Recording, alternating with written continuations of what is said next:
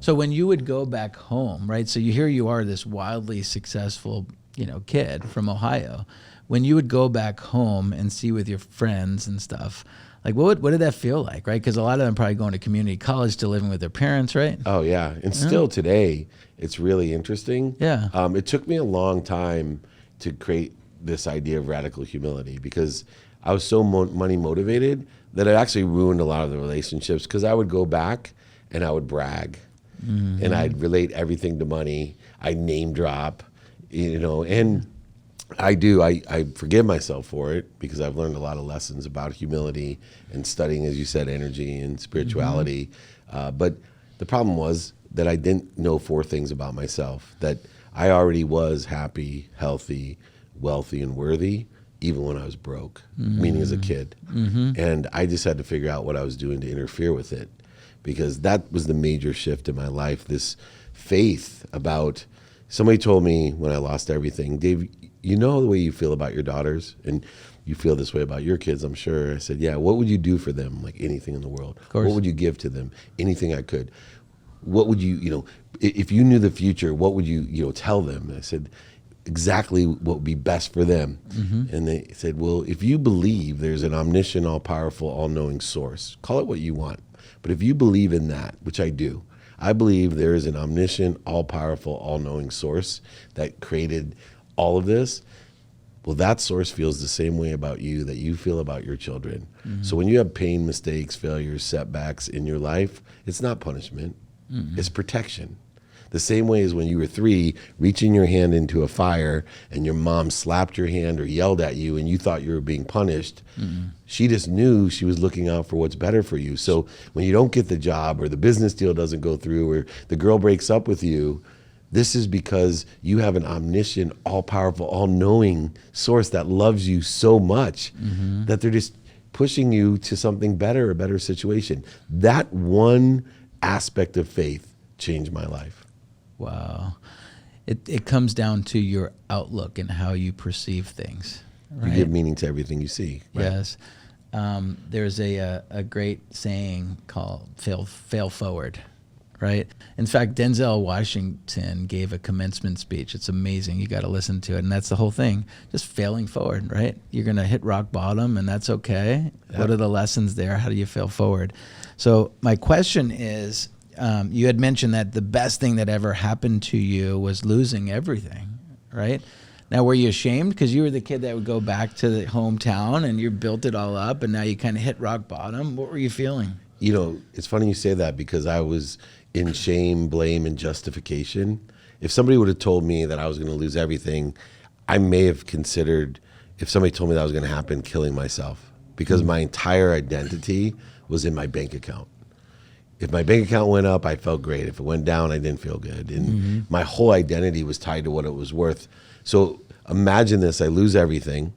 Not only do I have to tell Lee Steinberg, Jerry Maguire, the reason he hired me was I was the Midas CEO, right? He could use me, put me up onto a pedestal to the parents and say, not only am I the greatest sports agent of all time, but our CEO is a multimillionaire. He's going to show your kids and empower them to take care of their financial success and happiness.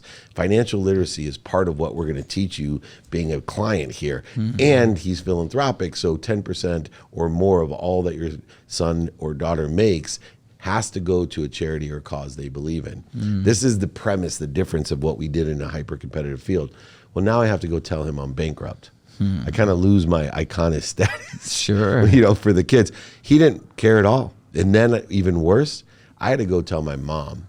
Now, that's the worst. That was the worst. Mm-hmm. Forget my friends. And the worst part about telling my mom was that only reason I wanted to be rich was for my mom.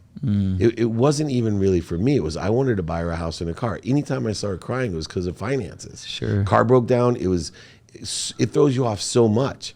And so I realized as I was driving down, because remember, I own 33 houses, just in San Diego, by the way. Yeah. I own a golf course, a ski mountain. I have stuff moving around, and I'm running a sports agency at the time. And I'm, trying to deal with all this. I have to go tell her that I forgot to take her house out of my name. Ooh. So in other words, her credit. Forget her credit. She had to move. Oh my God. I homelessed my mom. Oh my. And so I had to go tell her. I knock on the door, and I'm like, Mom. She's like, I start crying. Are you okay? Are the girls okay? Are you okay? I'm fine. I've lost everything. I claimed bankruptcy. I lost your house. You need to move. Are you okay? No, Mom, you didn't hear me. I lost your house. You need to move. Are you okay? Yeah. Mom, did you hear me? I thought for sure she was like blacking out. And she said, David, and I'm crying while I'm saying it. Of course. David, I heard you. Are you okay? I'm about to cry. Yeah. Do you need anything? Can I give you some money? At that moment, that's when I realized that my money had nothing to do with my success. Of course. In fact, 2 years before that moment, when my wife told me to take stock in who I was, and that if I didn't change, she was leaving for sure and I'd end up dead, she also said one thing before I went to bed that night. It shook me. She said, if I told your mom everything you were doing, would she be proud of you? And that went through my head all night long. Like, what are you doing? Like, your mom taught you gratitude and forgiveness and accountability. You're an inspiration. You're a motivator. What are you doing? I was doing drugs and drinking and hanging out with bad people, doing bad things. And what would my mom do if she really knew all the things that I was doing at that time? Would she be proud of me? And the answer was, my money meant nothing then. It went nothing when I lost it all. And somehow in my mind, I thought my mom was weak, that she needed me to take care of her. Yeah. And then I started thinking, what was I thinking? She raised 6 kids on her own. I was going to say. Yeah. Went to the Ivy Leagues, all of them. Wow. Right? I got a scholarship to college so I could play football, which was my dream. Yeah. But what was I thinking? She was such a higher vibrating individual than I was. And that I had so many lessons of humility to learn about, my mom says there's 4 things you need in life. That's it. And you should work on these 4 things at all times. Number 1, you got to eat. Okay. So eat well. You need to hydrate yourself. So make sure you have a plan to hydrate yourself. You need to breathe. You need air. You need food, you need drink, and you need air. And you need sleep.